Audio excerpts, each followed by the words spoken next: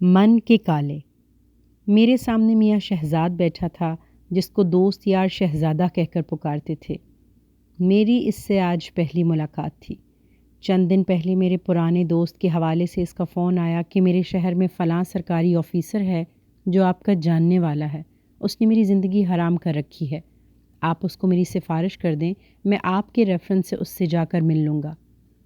میرے دوست نے کہا تھا یہ میرا بہنوئی ہے، بہن کا معاملہ ہے، تگڑی سفارش کر دو تاکہ میری عزت بن جائے۔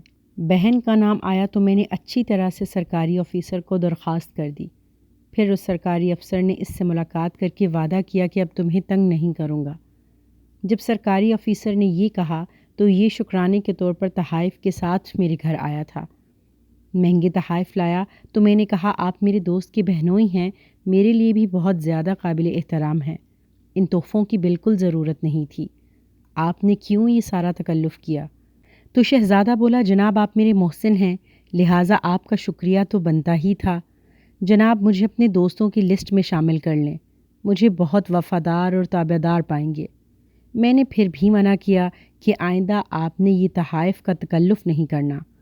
باتوں کے دوران میں نے محسوس کیا کہ وہ میرے قریب ہونا چاہتا ہے، گفتگو کا آرٹ خوب جانتا تھا، اپنے اعلیٰ افسران کے ساتھ تعلقات بتانے شروع کر دیے اور یہ بتانا شروع کر دیا کہ کس طرح وہ اپنے با اثر دوستوں سرکاری افسران کا خیال رکھتا ہے، سالانہ بنیاد پر اناج، فروٹ، جانور، دیسی گھی، مختلف قسم کی سوغاتیں دوستوں کو دیتا ہے۔ اس طرح وہ مجھے بھی ترغیب دے رہا تھا۔ اس کی شاطر گفتگو کے بعد میں نے اس کا بغور جائزہ لینا شروع کیا، کیونکہ پتلا خاکستر انسان کا مطالعہ میرا فیورٹ مشغلہ ہے۔ اس کی عمر 50 سال سے زیادہ تھی، شاندار خوبصورت مہنگے کپڑے، مہنگی گھڑی، مہنگے پالش شدہ چمکتے جوتے، مہنگی بڑی جہازی گاڑی، نوکر سیکیورٹی گارڈ کے ساتھ سفر کرنا، لچھے دار گفتگو، مہنگے تحائف کی برسات کرنے کا آرٹ بخوبی جانتا تھا۔ اس کی صحت، رنگ، چمک دمک بتا رہی تھی کہ اپنی صحت، لباس کا خاص خیال رکھتا ہے۔ اپنے شاہانہ لائف سٹائل کی وجہ سے ہی دوستوں میں میاں شہزادہ کے نام سے مشہور تھا۔ وہ کافی دیر تک میرے پاس بیٹھا رہا، میری خوب تعریفیں بھی کرتا رہا، لیکن مجھے بالکل بھی متاثر نہ کر سکا۔ میں خوب جانتا تھا کہ یہ صرف اور صرف اس سرکاری افسر کی وجہ سے مجھے متاثر کرنے یا قریب آنے کی کوشش کر رہا ہے۔ پھر یہ چلا گیا، لیکن چند دن بعد بھی تحفوں کے ساتھ حاضر تھا۔ اب میں نے پھر منع کیا، لیکن یہ تیسری بار پھر آدھم کا۔ تو پہلی بار میں نے اس کے بارے میں سنجیدگی سے سوچا، پھر 2 دن بعد جا کر اس میرے دوست سرکاری افسر سے بات بھی کرائی، اس کو جا کر بتایا کہ میں ریگولر پروفیسر صاحب کے پاس جاتا ہوں۔ اس کی بات مجھے بالکل اچھی نہ لگی۔ دوسری بات میں نے یہ بھی محسوس کی کہ یہ 3-4 مرتبہ میرے پاس آ چکا تھا، ہر بار مجھے اس سے عجیب الجھن، بیزارگی اور کوفت سی محسوس ہوتی۔ میں جو دن رات انسانوں سے ملتا ہوں اور میری خوشگواری آخر تک قائم رہتی ہے، میرے پاس ہر رنگ، نسل، مزاج کے لوگ آتے ہیں، میں سب سے خوشی اور شائستگی سے ملتا ہوں، لیکن یہ 4 ملاقاتوں کے بعد بھی میرے قریب نہ آ سکا۔ ظاہری طور پر خوبصورت، گورا چٹا، بھرپور شخصیت کا مالک، اچھے کپڑوں اور گفتگو کے ساتھ آتا، لوگوں میں شہزادے کے نام سے مشہور، اس کا بہت وسیع حلقہ احباب، لوگ اس کی کمپنی کو بہت پسند کرتے تھے۔ یہ وہ معاشرے کا ہر دل عزیز شخص جو محفلوں کی جان، ہر بندے کا پسندیدہ انسان۔ لیکن میرے پاس جب بھی آتا یا موبائل اسکرین پر اس کا نام آتا، مجھے بیزارگی و کوفت شروع ہو جاتی۔ میں اس سے کتراتا تھا کہ میرے پاس نہ آئے، لیکن یہ تو میرے پیچھے پڑ گیا تھا۔ ظاہری طور پر خوبصورت، لیکن اس کی شخصیت میں کوئی ایسی بات تھی جو مجھے الجھن میں مبتلا کرتی تھی۔ میری کھوجی حسیات آن ہو چکی تھیں کہ شہزادے سے بیزارگی کی وجہ کیا ہے۔ اب میں نے اپنے دوست کو فون کیا، وہ بہت خوش تھا کہ شہزادہ میری بہت تعریفیں کرتا ہے، اس طرح اس کی بھی بہت عزت اور شکریہ شروع کر دیا تھا۔ گپ شپ کے بعد میں اپنے اصل مطلب کی طرف آیا کہ یار یہ شہزادہ کیسا انسان ہے۔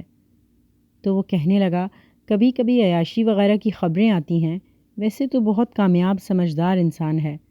ساتھ ہی وہ بولا شہزادے کی بیوی یعنی میری بہن بھی آپ سے ملنا چاہتی ہے، میں نے اس کو تمہارا نمبر دیا ہے، وہ تم سے بات کرے گی۔ اب میں شہزادے کی بیگم کے فون کا انتظار کرنے لگا۔ پھر جلد ہی شہزادے کی بیوی کا فون آ گیا۔ میں نے تعارفی گفتگو کے بعد تکا مارا بہن جی یہ شہزادہ کیسا آدمی ہے، مجھے تو اس کے کردار میں گڑبڑ نظر آتی ہے۔ یہ آپ کے ساتھ کتنا وفادار ہے، دوسری عورتوں کے چکر میں تو نہیں ہے؟ وہ تو شاید میرا انتظار ہی کر رہی تھی۔ پھٹ پڑی، بولی آپ میرے بھائی کے دوست ہیں، وعدہ کریں اس کو یا کسی کو نہیں بتائیں گے۔ یہ میرا خاوند جو معاشرے میں بہت کامیاب، نیک، سمجھدار، چالاک بن کر پھرتا ہے، ایک جنسی درندہ ہے۔ اس کی جنسی ہوس کے سامنے کسی رشتے کا تقدس نہیں ہے۔ یہ جنسی درندہ ہے، اپنی ناپاک جنسی خواہشات کی تکمیل کے لیے یہ کچھ بھی کر گزرتا ہے۔ یہ ظاہر سے بہت خوبصورت شہزادہ نظر آتا ہے، اندر سے بہت کالا ہے۔ یہ من کا کالا انسان ہے جس نے اپنی سالی میری چھوٹی بہن کو بھی نہیں چھوڑا۔ میں لوگوں کو بتاؤں کہ یہ میری چھوٹی بہن کو پامال کر چکا ہے تو میرے بھائی اس کو مار دیں گے۔ یہ بہت چالاک ہے، ہمیں گھر میں پورا خرچہ دیتا ہے، کسی چیز کی کمی نہیں آنے دیتا، لیکن گھر کی نوکرانیوں کو بھی نہیں چھوڑتا۔ شراب اور زنا اس کی غذا ہیں جس کے بغیر یہ نہیں رہ سکتا۔ اس کو جو عورت پسند آ جائے اس کو یہ ہر قیمت پر حاصل کر کے چھوڑتا ہے۔ یہ رشتوں کا احساس نہیں کرتا۔ یہ ظاہر کا گورا، اندر سے کالا جنسی درندہ ہے۔ پھر اس بیچاری نے اس کی زناکاری کی طویل داستان مجھے سنائی جو اس بیچاری کو پتہ تھا۔ پھر اس نے مجھ سے مدد مانگی کہ آپ سے بہت متاثر ہے، خدا کے لیے اس کو راہ راست پر لائیں۔ میں نے بیچاری سے وعدہ کیا۔ پھر جب شہزادہ میرے پاس آیا تو میں نے بولا کہ میرے پاس ایک جن ہے جس نے مجھے تمہارے سارے کالے کرتوتوں کے بارے میں بتایا ہے، اب بہتر یہی ہے کہ تم توبہ کر لو۔ میری بات سن کر شہزادے کا رنگ زرد پڑ گیا، ڈر سا گیا، لیکن کوئی بات کیے بغیر اٹھ کر چلا گیا۔ 1 مہینہ گزر گیا، میرے پاس نہیں آیا تو میں نے فون کر کے کہا شہزادے تم نے توبہ کی کہ نہیں؟ تو بولا جناب آپ کو غلط فہمی ہوئی ہے، میں شریف انسان ہوں۔ تو میں بولا مجھے تو دھوکہ دے لوگے، خدا کی گرفت آئے گی تو کسی کو منہ دکھانے کے قابل نہیں رہو گے۔ پھر میں نے فون بند کر دیا۔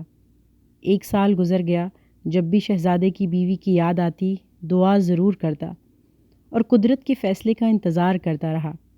پھر قدرت کی لاٹھی حرکت میں آئی، مجھے بہت مہینوں بعد شہزادے کا فون آیا۔ خوب رو رہا تھا، اقرار کیا کہ آپ ٹھیک تھے، میں غلط تھا، زناکاری میں غرق تھا، آپ نے روکا تو آپ سے بھی پیچھے ہٹ گیا۔ چند ماہ بعد میں نے کسی لڑکی کی عزت تار تار کی تھی، اس کے بھائیوں نے مجھے اغوا کر کے کپڑے اتار کر میرے ساتھ ایسی جنسی تصاویر اور ویڈیو بنائیں اور پھر سوشل میڈیا پر وائرل کر دیں۔ اب میں منہ چھپاتا پھر رہا ہوں، گھر سے شہر سے 2 ماہ سے غائب ہوں، داڑھی رکھ لی ہے، مزاروں پر بھیس بدل کر وقت گزارتا ہوں، پتہ نہیں کب بدنامی کے خوف سے خودکشی کر لوں۔ مجھے آپ معاف کر دینا، اللہ سے بھی میری معافی کی دعا کرنا۔ پھر اس نے رو رو کر فون بند کر دیا، اور میں قدرت کے انصاف پر حیران کہ ہمارے معاشرے میں جنسی درندے کس طرح ظاہری خوبصورتی کے بلبوتے پر جنسی زناکاری کرتے ہیں، جبکہ یہ من کے کالے ہوتے ہیں، پھر خدا کے عذاب کا چلتا پھرتا اشتہار بن جاتے ہیں۔